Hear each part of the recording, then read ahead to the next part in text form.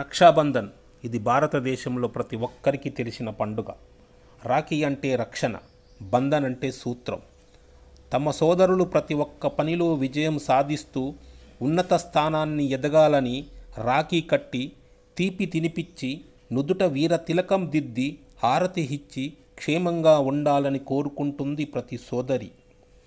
సోదరుడు జీవితాంతం రక్షణగా ఉంటానని సోదరికి వాగ్దానం ఇస్తూ అసలు ఈ రాఖీ పండుగ ఎలా వచ్చిందంటే, ప్రపంచ మొత్తాన్ని జయించిన అలెగ్జాండర్ భారతదేశంపై దండయాత్ర చేసినప్పుడు పోరస్ అనే రాజు అడ్డుకుంటాడు.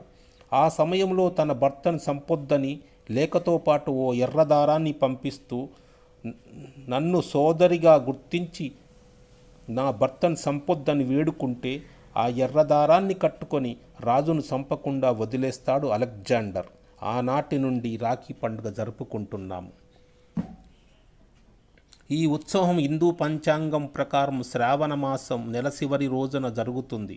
సోదరీ సోదరుల మధ్య మరింత ప్రేమ పెరగటానికి ఈ రక్షాబంధన్ తోడ్పడుతుంది. సోదరుని మణికట్టు మీద సోదరి రాఖీ కట్టి తనకున్న ప్రేమను వ్యక్తపరుస్తుంది. సోదరుడు ఇచ్చిన కానుకలను స్వీకరిస్తుంది. దీని వలన ఇరువురి మధ్య ఏమైనా చిన్న చిన్న మనస్పర్ధలున్నా ఈ రక్షాబంధన్ రోజు నుండి దూరమైపోతాయి. ఎంత దూరం ఉన్నా కూడా రాఖీని పోస్టు ద్వారా పంపి